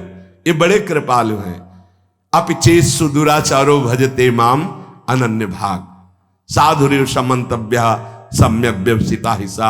महान दुराचारी भी सोच ले कि भगवान के सिवा मेरा कोई कल्याण नहीं कर सकता, बस मैं उसे महात्मा बना दूंगा। जिसने इस संसार को बनाया वो बड़ा कृपालु है, करुणामय है। चिंता न करो, यदि तुमसे पाप बन गए हैं, भूल हो गई है, तो प्रभु का नाम जपने की सोचो केवल, तो पाप नष्ट होना शुरू हो जाएंगे। और नाम जब शुरू किया तो वो अवश्य, पर ध्यान रहे, बहुत बड़ा स्टॉक जमा है पाप का। ये थोड़े दिन नाम जप करके अगर देखोगे कि ना तो नाम में मीठापन लग रहा है, ना नाम हमको सुख प्रदान कर रहा है लौकिक, ना हृदय में शांति, जलन बढ़ती जा रही, चुपचाप बढ़ाते जाना, नाम बंद मत करना। वो शुरू है पाप नष्ट होना। पूरे पाप नष्ट होकर जब हृदय निर्मल होगा तो नाच पड़ोगे, बीच में मत रुक जाना। बीच में जलन पैदा करेगा, बड़े अंदर आपको ऐसे लगेगा कि बहुत ऊबन हो रही, नाम नहीं करना और सब कुछ कर लेना, ये आपको मन प्रेरित करेगा, आप नाम पकड़े रहिएगा। तो नाम जप और सत्संग में कौन श्रेष्ठ है? नाम जप में और सत्संग में कौन श्रेष्ठ है? भैया, सत्संग से नाम जप में प्रीति होती है, और नाम जप करने से सत्संग समझ में आने लगता है। दोनों एक दूसरे के पूरक हैं। साधन को हरि भजन है, कै सत्संग सहाय। सत्संग से नाम जप में रुचि होती है, और नाम जापक ही सत्संग के सही अर्थ को समझ पाता है, सही लाभ को ले पाता है। तो महाराज, हमारा कहने का मतलब कि भजन में अधिक समय लगाना चाहिए कि सत्संग में? तो जो नया साधक है उसे अधिक समय सत्संग में देना चाहिए। वाणी पाठ, शास्त्र स्वाध्याय, सत्संग में बैठा, ये सब सत्संग के अंतर्गत आता है। और जो अनुरागात्मिका भाव को प्राप्त हो चुका है उसे थोड़ा समय सत्संग में और शेष समय एकांत में व्यतीत करना चाहिए, आंतरिक चिंतन। जैसे जब भाव का प्रादुर्भाव होता है तो फिर किसी शास्त्र के स्वाध्याय की रुचि नहीं रह जाती, क्योंकि निश्चय हो चुका है ना, लक्ष्य निश्चय हो चुका है, अब कुछ जानना है नहीं, बस अपने प्रीतम की लीला संबंधी, रूप संबंधी बातें, इसके बाद अब कुछ जानना नहीं, क्योंकि और कुछ पाना नहीं और कुछ करना नहीं। अनुरागात्मिका भक्ति जब हृदय में बढ़ती है तो फिर इष्ट मिले और मन मिले, मिले भजन रस रीति, बस उससे चर्चा हुई और पूरा जीवन, पूरा समय एकांत चिंतन में, आंतरिक चिंतन में। शास्त्र और लोक व्यवहार ये सब अनुरागात्मिका भक्ति वाले को फिर आगे चलकर रुचते नहीं है, कुछ अच्छा नहीं लगता।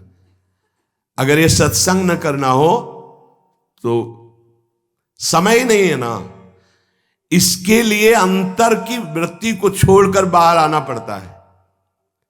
कोई शास्त्र, कोई लोक व्यवहार, ये सब उसके अंदर नहीं रह जाता जो अनुरागात्मिका भक्ति का उपासक होता है। जो प्रेम लक्षणा भक्ति का उपासक होता है, विविध शास्त्रों का स्वाध्याय करना, विविध प्रकार की वार्ता सुनना, ये उसका स्वभाव नहीं होता, उससे मन हट जाता है। बस आराध्य देव की वार्ता, आराध्य देव की सेवा, आराध्य देव का मंत्र, आराध्य देव का चिंतन, समिट गया।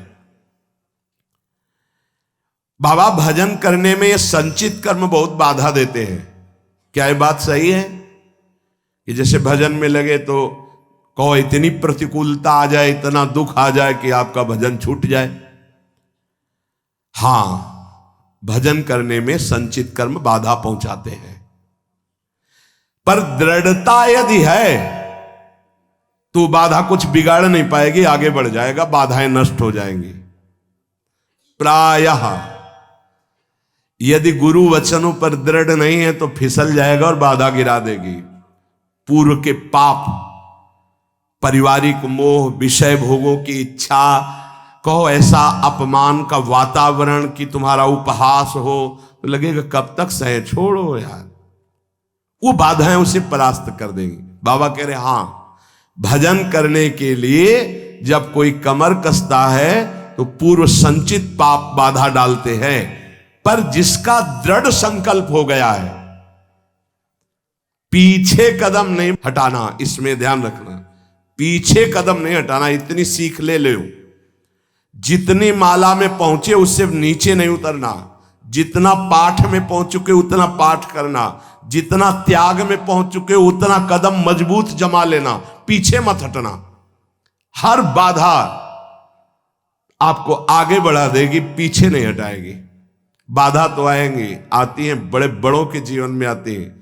देखो ना, राधा बाबा अनुष्ठान में बैठे तो पैर फिसला, टूट गया, अंग टूट गया।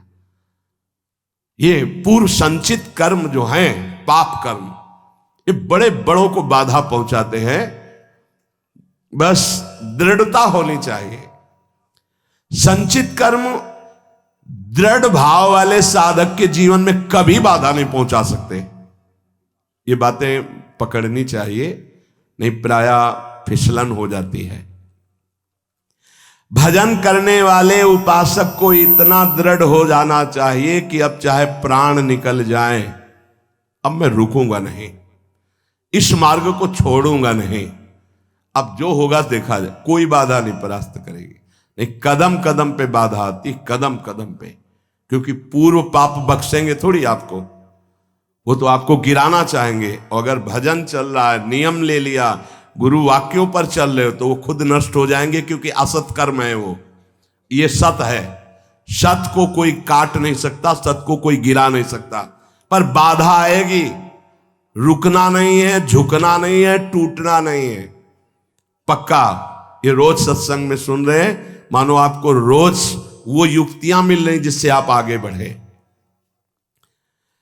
इसमें दृढ़ता के लिए सबसे पहला सत्संग है,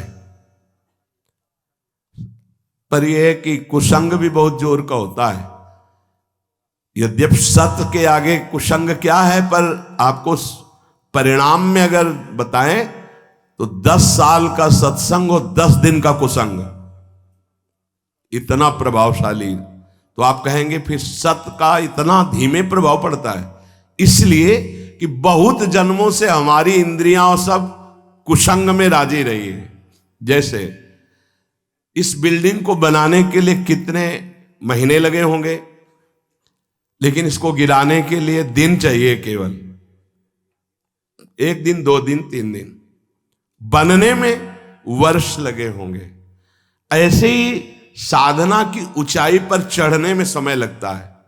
सत्संग की बातों को जीवन में उतारने में समय लगता है, लेकिन भ्रष्ट होने में नहीं होता। 5 मिनट में भ्रष्ट हो जाओ। सत्संग, सद्विचार रहना, दूसरा दृढ़ता का जो बाधा तुम्हें गिरा नहीं पाएगी। अब साधक के अंदर असद विचार पाए जाते हैं। ओखली पे सर रख दिया तो चोट गया, क्या गिनना। जब प्रभु के लिए जीवन अनंत जन्मों से भटक रहे हो, इसी में भटक रहे हो, बस समझ लो ये बाधा आई है तुम्हारे जीवन को बर्बाद करने के लिए। अगर लक्ष्मण रेखा से बाहर निकल गए तो मिट्टी में मिला देगी ये माया। मान लो प्रार्थना, अगर आप लक्ष्मण रेखा के अंतर्गत रहे, आज्ञा के अंतर्गत, तो बाधा तुम्हें परास्त नहीं कर पाएगी। नहीं तो जो दुर्गति का केंद्र है, आगे देख लेना, पर आप कह नहीं पाओगे। वो अंदर की मार होती है माया की। भजन करने वाले को संचित कर्म बाधा पहुंचाने के लिए आते हैं, पर बचा जा सकता है इसी से, सत्संग और सद्विचार। जीवन का हमारे जो बर्बादी का प्रभाव पड़ेगा पूर्व संचित कर्म, वो हमारे विचार बदलता है। ध्यान रखना, पहले बुरी दशा आने के पहले बुद्धि बदली जाती। जब साधक का विचार बदलता है तभी घबरा जाते हैं हम, अरे अरे ये क्या। पर वो आक्रमण विचार में करता है। कर्म पहले विचार को बदलता है। यहां कह रहे सत्संग और सद्विचार, तुम्हारे अंदर असद विचार आने ना पावे। हे, कौन से मन से तुमने हां कहा, कौन से मन से तुमने भगवत मार्ग में उत्साह बनाया, कौन से मन से तुमने संसार से बैराग लिया। अब उस मन को क्यों भूल गए? दूसरा मन कैसे आ गया? मतलब पूर्व संचित पाप कर्म तुम्हें गिरा रहा है और तुम गिर रहे हो जानबूझ करके, पर हाथ नहीं पकड़ोगे तो गिरी जाओगे। हाथ पकड़ाने का मतलब कि मेरे मन में तो आ रहा है कि मैं ऐसा कर लूं, पर आपकी क्या आज्ञा है। बिल्कुल अवसर नहीं देता साधक। आपकी क्या इच्छा है, अवसर नहीं देता। सीधे बात, मैं ये नहीं करूंगा, मैं ये ऐसे मैं तब हंसी आती है। अय पुरुष संचित कर्म, तू मेरे से बलवान निकल गया, जा घसीट ले जा। अब क्या कर सकता हूं, मेरी कबड्डी के खेल में आउट हो गया है, नहीं पकड़ पाऊंगा। अगर उपासना में आपका प्रवेश है तो एक प्रार्थना मान लीजिए हमारी। आपका मन कह रहा है कि मैं खाऊंगा, मैं भोगूंगा, मैं देखूंगा, मैं ऐसे चलूंगा, मैं ऐसा, तो आप छूट दे दो गुरु को और इष्ट को कि प्रभु। एक बहुत बड़ी महान वक्ता हुई राबिया जी, ऐसा उनका, उन्होंने कहा था कि प्रभु यदि मैं स्वर्ग मांगू तो नरक भेज देना, जो मैं मांगू मेरी बात कभी पूरी ना करना। क्या, तो हम कम से कम इतनी तो गुरु को इष्ट को जगह दे दें। महाराज मेरा मन कह रहा है कि मैं भोगों में जाऊं, मेरा मन कह रहा है संसार में जाऊं, मेरा मन कह रहा है मैं ये नहीं कर पाऊंगा। आपकी क्या अनुमति है, आपका क्या स्वरूप है, आप क्या आज्ञा करते हैं, इतना तो जगह रखो। आप तो जगह ही नहीं रखते, पूरी लाइन क्लियर कर देते हैं, कोई अधिकार ही नहीं देते। नहीं, मैं ऐसा नहीं करूंगा, मैं ये नहीं कर पाऊंगा, तुम कुछ भी नहीं करने लायक हो। जिनकी कृपा से तुम कर रहे थे, वही कृपा तुम्हें आए हुए इस भारी आक्रमण से बचा लेगी, और आगे चलकर तुम्हें खुद रोना आएगा कि बचा लिया मुझे, नहीं तो आंधी आई थी और मुझे गिरा देती। भजन से हर संचित बाधाएं भस्म हो जाएंगी। ध्यान रखना, भजन करने वाले पर संचित कर्म बाधा डालेंगे, पर सत्संग और सद्विचार और भजन की दृढ़ता हर कर्म को भस्म कर देगी, हर बाधा को भस्म कर देगी। तुम्हारे जीवन में यदि किसी संत का संयोग है तो उसकी आज्ञा से जितनी जल्दी तुम्हारी इन बाधाओं का नाश होगा, उतनी जल्दी तुम्हारी साधना से नहीं होगा। इसलिए भक्तों के संग की बड़ी महिमा बताई गई है। यहां तक कि भगवान से भी बढ़कर भक्तों के संग की महिमा बताई गई। मोरे मन प्रवश विश्वासा, राम ते अधिक राम कर दासा। ये मान लो, ये जीवन बहुत ऊंचाई पर चढ़ाना है। आप अकेले नहीं चढ़ पाओगे, आप हाथ दीजिए और साथ चढ़ जाओ। तो बोले एक दो को चढ़ा दोगे, यहां तो हजारों कैसे चढ़ोगे? तो हमारे प्रभु का अब वेद नहीं पढ़े इसलिए नहीं जानते। सहस्त्र शीर खा पुरुखा सहस्राक्षा सहस्त्रपाद, वो अनंत हाथों वाला है, अनंत भुजाओं वाला, अनंत पाद वाला, अनंत नेत्र वाला, विश्वतः चक्षुर, वो विश्व नेत्र वाला है। अरे वो तुम्हें ऐसे गोद में लेकर पहुंचा देगा, तुम्हें चढ़ने नहीं पड़ेगा। उसकी करुणा दृष्टि हो जाए तो लूला लंगड़ा सुमेर पर्वत को पार कर जाए। मुकम करोति वाचालम पंगुम लंघयते गिरिम। इस अध्यात्म की चढ़ाई के लिए हम सबकी टांगे टूटी हुई है, तो हमको उठा के ले चलते हैं गुरुदेव, हमें हरि उठा के ले चल रहे हैं। पहाड़ लंघवा दिया, ये काम क्रोध लोभ मोह मद मत्सर, ये बड़े बड़े पहाड़ हैं, इसे लंघवा दिया। मुंह को होई वाचाल पंगु चढ़े गिरिवर गहन। सही पूछो तो इस चढ़ाई पर चढ़ने लायक नहीं, पर कृपा ने चोटी को लंघवा दिया। बार बार जैसे प्रारंभ हुआ था जहां से सत्संग, बार बार मन निहाल होता है, कितने करुणा में प्रभु, जब उनकी करुणा दिखाई देती। अरे साधारण जीव, विषयी जीव पहाड़ लांघ गया, बड़ा आश्चर्य। गृह कारज नाना जंजाला तेति दुर्गम शैल विशाला। काम क्रोध लोभ मोह मद मत्सर विशाल पहाड़ है, और एक छोटा सा साधक लांघ गया। तब लगता है कृपा में बड़ी ताकत। छोटा सांप का बच्चा गरुण को खा जाए, ऐसी सामर्थ हमारे हरि में है। मस्कई करे बिरंच सम, मच्छर को ब्रह्मा बना दे, ब्रह्मा को मच्छर बना दे, ऐसे प्रभु के शरणागत है। जो स्वल्प पुण्य वाला होता है वो इन बाधाओं से परास्त होकर के साधनहीन हो जाता है। स्वल्प पुण्य वाला। महान पुण्य वाले कैसे बने? बोले भगवत प्रसाद, उच्छिष्टामृत, भगवत नाम गुणगान, भक्त चरित्र और भगवत विग्रह की सेवा, ये तुम्हें महान पुण्य वाले बना देंगे, जिससे कोई बाधा तुम्हें गिरा नहीं पाएगी। फिर ध्यान दीजिए, स्वल्प पुण्य वालों को ये संचित कर्म बाधा पहुंचाकर भजन से विमुख कर देते हैं। तो हम अपने पुण्यों को कैसे बढ़ाएं? तो बोले भगवत प्रसाद पाओ, उच्छिष्ट, संतों की जूठन, प्रभु की जूठन, गुरुदेव की जूठन, जूठन ले पाइए। आदेश में सेवक जी महाराज करें कि ऐसे जो नाम गुण रूप लीला धाम में रमण करते हैं, उनकी अगर हमें प्रसादी मिल जाए तो हमारे सारे पाप नष्ट हो, हमारा सुकृत बढ़े। प्रसाद से बहुत सुकृतवान बनता है। अपने रोज पाते हैं, गुरुदेव का भी पाते हैं, सिंहासन में गुरुदेव भी तो विराजमान है, प्रिया प्रीतम विराजमान है, आचार्य विराजमान है। तो आराध्य देव, गुरुदेव, आचार्य, सबकी जूठन मिलती जब भोग लगता है। और नाम गुणगान वो भी कृपा से होता है। गुणगान होता है, अभी वाणी पाठ शुरू हो जाएगा, और नाम कीर्तन होता है। भगवत भाव में डूबे हुए भक्तों के पावन चरित्र, भक्त संग और भगवत विग्रह की सेवा, इससे बहुत जल्दी सुकृत एकत्रित हो जाते हैं और वो बाधाओं को परास्त कर देता है। सेवा मिले तो समझ लेना बहुत बड़ी बात हो गई। भगवत सेवा मिले तो चूक मत करना, छोटी सी भी पुष्प की सेवा भी। पीछे एक बार सुने हैं आप सेवा का प्रभाव, सूरदास जी के पद में आरती कर रहे उसका अलग प्रभाव, चंवर डुला रहे उसका अलग प्रभाव। एक एक सेवा, हमारे प्रभु बड़े उदार हैं, रीझ जाते हैं। जिस उपासक को संतों से प्रेम हो गया, उसका और कोई साधन बने या ना बने, कोई बाधा उसे परास्त नहीं कर सकती। आखिरी बात पूज्य बाबा कह रहे हैं, जिसका संतों से प्रेम हो गया तो और कोई साधन बने ना बने। प्रेम का मतलब हमारा तो हिम्मत नहीं, हमारा तो मन नहीं, पर हम अपने गुरुदेव को दुखी नहीं कर सकते।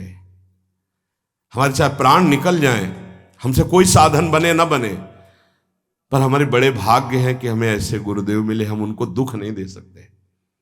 श्री जी से सदैव यही प्रार्थना रहती है कि एक ही मांग है कि हमारे कभी ऐसे कोई आचरण न बन जाए जिनको सुनने के बाद गुरुदेव को दुख हो। बस इस जीवन में एकमात्र लक्ष्य है मेरे गुरुदेव की मुस्कुराहट। कभी ऐसे कोई आचरण न बन जाए, कभी कोई ऐसी बात न हो जाए जिससे गुरुदेव की श्रवण इंद्री में पड़े और वो दुखी हो जाए। उनको दुख दे दिया तो अब जीवन का कोई महत्व नहीं रहा। यही है प्रेम। अब जब ऐसा भाव रहेगा तो बाधा कौन सी परास्त कर पाएगी? कोई बाधा नहीं परास्त कर सकती। फिसलने पर भी गिरेगा तो गुरु की गोद में गिरेगा।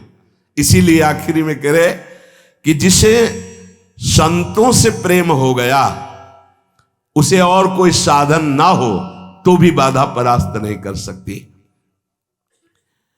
क्या संतों का प्रेमी भक्त जो है उसको फिर मनुष्य जन्म मिलेगा? अगर वो मनुष्योचित कर्म करेगा तो मनुष्य जन्म मिलेगा। अगर वो भागवतिक कर्म करता है तो भगवत प्राप्त हो जाएगा। एक राधा वल्लभ जी के उपासक थे। एक समय उनको बुखार और सन्निपात हो गया, तो सन्निपात में भी वो गा रहे थे बनी श्री राधा मोहन जी की जोरी। उड़िया बाबा कह रहे हैं एक राधा वल्लभ जी के उपासक थे, उनको सन्निपात हुआ, बुखार हुआ, तो बेशुद्ध अवस्था में भी गा रहे थे बनी श्री राधा मोहन जी की जोरी। और एक ठेकेदार था, उसको जब सन्निपात हुआ तो वो ये कह रहा था कंकड़ लाओ, ईंट रखो, और गालियां बक रहा है, तू खड़ा क्यों है? सन्निपात में बोल रहा है। बोले जो संतों का प्रेमी होता है, भगवत प्रेमी होता है, जो भगवत प्रेमी होता है तो मूर्छावस्था में भी भगवत स्मृति रहती है। अब उसका मनुष्य जन्म कैसे हो जाएगा? अगर वो सांसारिक कार्य वाला है, भगवत भजन नहीं करता है, तो फिर उसके कर्म के अनुसार उसका जन्म होगा। सदा तद्भाव भाविता वाला महापुरुष कैसे जन्म ले सकता है? अगर जन्म होगा तो वो कर्म बंधन युक्त नहीं, वो जगत पावन करने वाला होगा। जैसे अपने लोग संतों को कहने लगते हैं तो भगवान के अवतार हैं, तो वास्तविक वो अवतार ही है। वो कर्म बंधन से नहीं आए, वो भगवत प्रेरित होकर, वो भगवत प्रताप रूप से अवतरित हुए जगत मंगल करने के लिए। तो हमारा उद्देश्य भगवत प्राप्ति।